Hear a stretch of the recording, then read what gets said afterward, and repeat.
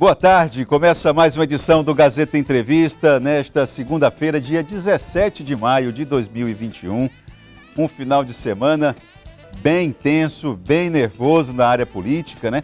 Aqui no começo da semana, também aqui no Acre, muita tensão, porque são várias as categorias que começam a pressionar o governo para admissão em concurso público, quem já passou em concurso público, tem revisão de planos de cargo, carreira e remuneração, e aí eu estou fazendo destaque aos profissionais da educação, pessoal da saúde também. O momento é de muita tensão. Se é uma coisa que não vai distensionar, é essa temperatura política, não vai baixar até o final do ano.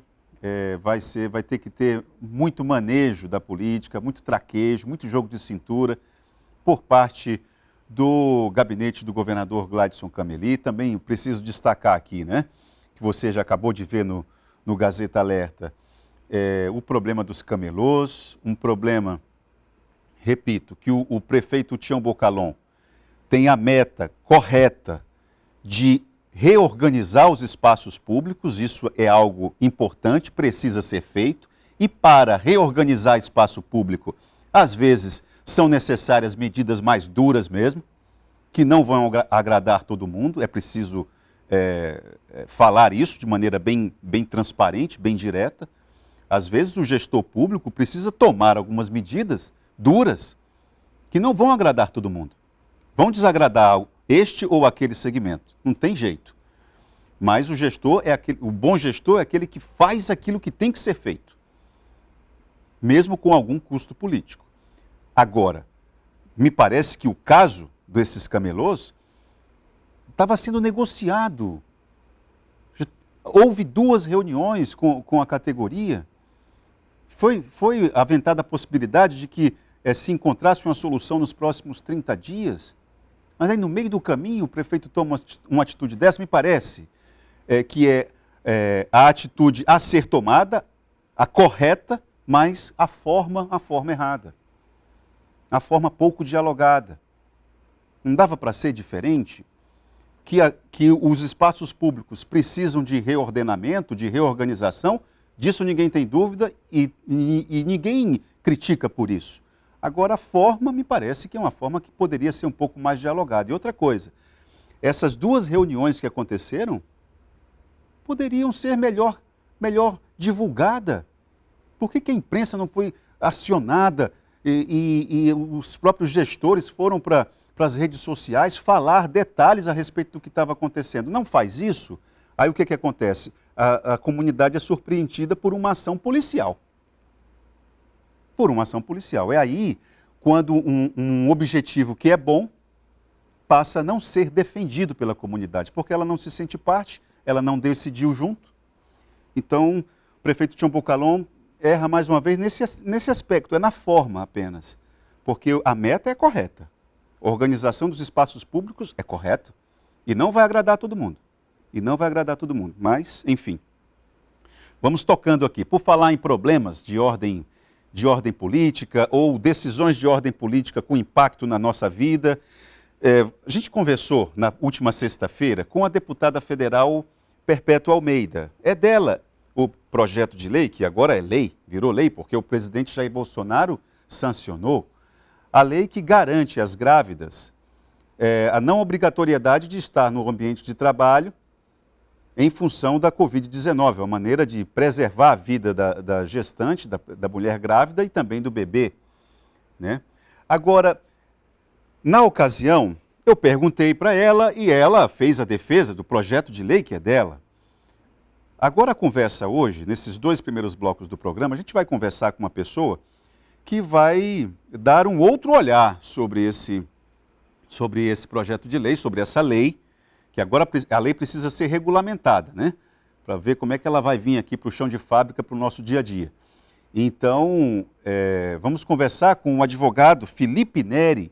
Ele é advogado de empresas, de grupos empresariais, uma pessoa que tem um outro olhar sobre a legislação. Vou pedir para dividir a tela, por gentileza. Felipe, boa tarde e seja bem-vindo aqui ao Gazeta Entrevista, Felipe. Boa tarde, Tauan. Boa tarde aos telespectadores do programa. Me ouvem bem? Ouço bem, ouço bem. Ô Felipe, eu queria que você nos explicasse esse projeto de lei, essa lei que foi sancionada pelo presidente Jair Bolsonaro recentemente, que garante às grávidas o direito de ficar em casa e não ter nenhuma consequência salarial para ela, para proteger a saúde dela e do bebê. Isso aí, no teu entendimento, é mais um custo que as empresas vão ter que bancar? Qual é o olhar que você tem sobre essa lei? Então, é o seguinte, primeiramente, deve ser bem claro para todos que acompanham esse debate, para os envolvidos desse projeto de lei, população em geral, que o empresariado, os empresários, empregadores, eles entendem que é necessário tomar medidas para combater a pandemia do coronavírus. Inclusive, muitos fazem vários tipos de medidas, inclusive não previstas na legislação, de maneira a permitir o trabalho, a atividade econômica em segurança. Né? Essa tem sido sempre um grande debate nesses últimos meses, né? nesse último ano, de como manter a atividade econômica e também permitir a saúde de todos, não aumentar o número de contágios de Covid e balancear, né, tanto a necessidade de sobrevivência de todos, né, porque, querendo ou não, o emprego, a geração de renda também é fonte de vida, e também, obviamente, não permitir um alto nível de contágio do Covid-19. Né? Então, eu percebo que muitas vezes as pessoas colocam empresários e população como, entre aspas, opostos, né? Inimigos. Não é esse o pensamento que a gente pode tomar agora. Né? Todos estão tentando arrumar soluções, encontrar soluções. Né? Inclusive, há empresas que, independentemente da legislação agora permitindo as grávidas permanecerem em casa, já estavam liberando as grávidas ou mesmo realocando as trabalhadoras para outras funções com menor risco de contágio, né, independentemente da lei.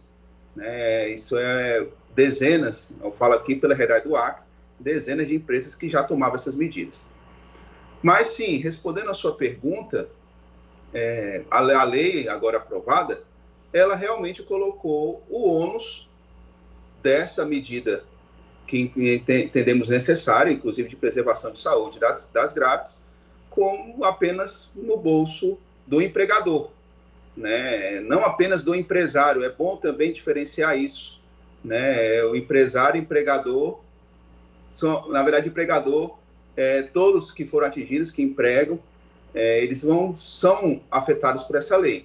Né? A União, ela não entendeu viável, enfim, não há uma explicação para isso, por que a União não aceitou ela assumir esse ônus, né, financeiro.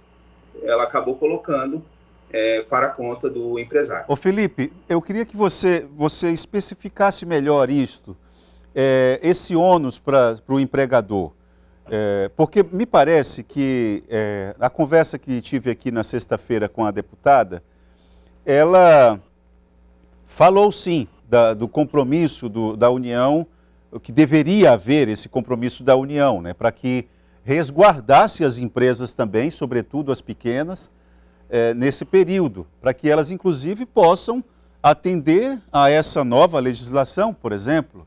Agora, na prática, o Felipe, eu queria que você pontuasse como é que isso é encarado como um ônus, o que o empregador tem que fazer a partir de agora? Por que é um ônus? Eu vou talvez trazer um exemplo que muitos nossos telespectadores vão entender mais claramente. Muitos dos que acompanham agora essa entrevista devem ter empregadas domésticas, né? Devem possuir as empregadas domésticas que auxiliam nas atividades rotineiras, sejam babás, secretárias do lar, ajudantes de idosos, etc. Se, por um acaso, a sua empregada doméstica estiver grávida, você agora deve liberar ela do serviço doméstico na sua casa e ela deve permanecer na casa dela, né? E o salário dela, o pagamento deve ser feito por você. Isso é o ônus, né? E isso ampliando para toda a realidade de empregadores, né? Aqui eu creio que a deputada Perpétua abordou, e creio que é uma preocupação também da União, que no Brasil, particularmente no estado do Acre, a boa parte dos empregadores são pequenos e médios empregadores.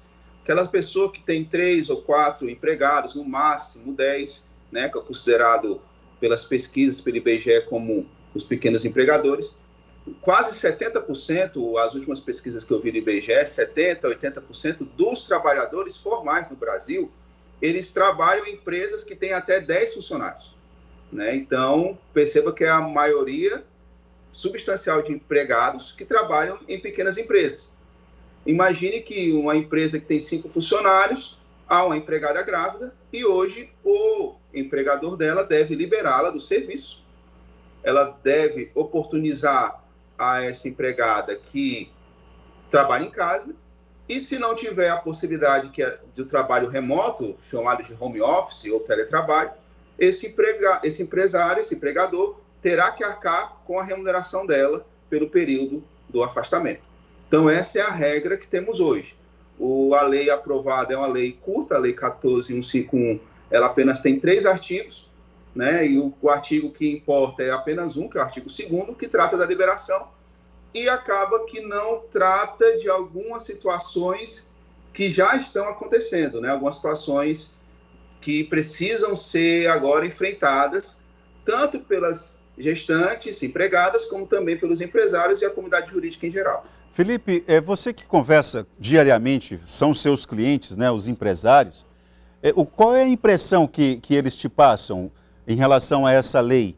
Eles falam que foi uma lei, foi uma imposição legal, foi pouco dialogada, dava para debater mais com as representações de classe.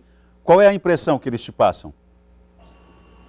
A impressão, Itauã, como eu disse, os empresários eles sempre têm o interesse em manter, né, as medidas sanitárias cabíveis, né? Tentar compatibilizar aquilo que é necessário para evitar o contágio do coronavírus e o contágio dos seus empregados. Precisa ter ciência que os empresários, os empregadores, eles têm essa preocupação, né, de evitar o contágio, mas ao tempo precisa isso ser feito de uma maneira que não também quebre a atividade econômica, porque ao quebrar a atividade econômica, gera-se desemprego, gerando desemprego, as pessoas vão passar necessidade, né? Isso é uma consequência lógica. Quanto ao projeto de lei em si, apenas a preocupação é para algumas situações que a regra não consegue abranger, né? Toda vez que é feito o processo legislativo, eu tomei o cuidado de olhar o processo no Senado, que a lei é a lei de agosto do ano passado, o projeto de lei. Então, foi aprovado agora. Então, eu tomei o cuidado de ler as propostas de emenda no Senado, mas o Senado Federal, quando aprovou a lei que veio da Câmara, ele optou por não debater muito essa lei. Foi uma opção legislativa por conta da necessidade de dar uma resposta rápida, né? A justificativa da relatora no Senado, foram apresentadas 12 emendas e ela optou por rejeitar 11 e apenas acolher uma emenda, foi justamente para permitir uma rapidez da tramitação, porque eu acho que todos os telespectadores sabem, a lei no Brasil ela tramita com um certo tempo, né? Há o debate legislativo.